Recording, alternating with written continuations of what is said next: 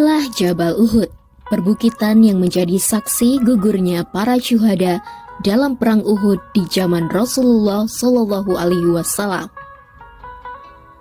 Dalam perang tersebut, Hamzah bin Abdul Muthalib yang merupakan paman Rasulullah gugur. Hamzah atau dikenal dengan sebutan Singa Allah itu menjadi salah satu syuhada yang mengorbankan nyawa demi tegaknya Islam. Yuk kita lihat lebih jauh Jabal Uhud yang selalu menjadi destinasi jemaah haji dan umroh asal Indonesia. Jabal Uhud terletak 6 km di utara Masjid Nabawi. Gunung atau Bukit Uhud ini memiliki tinggi sekitar 1050 meter dengan panjang kurang lebih 7 km. Bentuknya seperti sekelompok gunung yang tidak saling menyambung dengan gunung-gunung yang lain. Melansir laman Kementerian Agama, Bukit Uhud ini terdiri dari batu-batuan seperti granit, marmer merah, dan batu-batu lainnya yang bersejarah.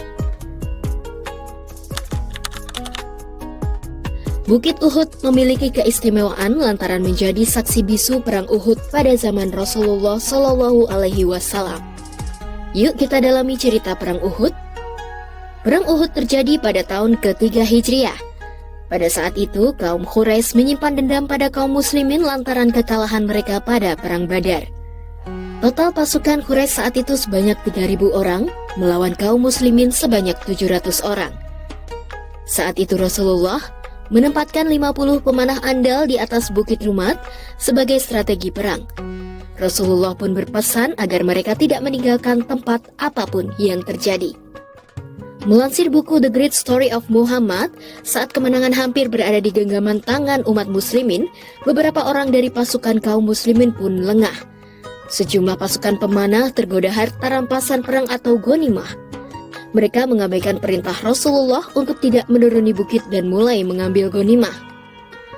Kondisi itu dimanfaatkan musuh untuk menyerang hingga kaum muslimin mengalami kekalahan dalam peristiwa tersebut. Sehingga 70 orang kaum muslim gugur. Bukan hanya menyajikan keindahan alam, Jabal Uhud juga menyimpan sebuah pesan penting bagi umat Islam. Sebuah pesan agar kita bersikap zuhud, sederhana, dan tidak mudah terlena dengan godaan dunia. Hingga saat ini, Bukit Uhud menjadi destinasi penting bagi jemaah haji dan umroh asal Indonesia.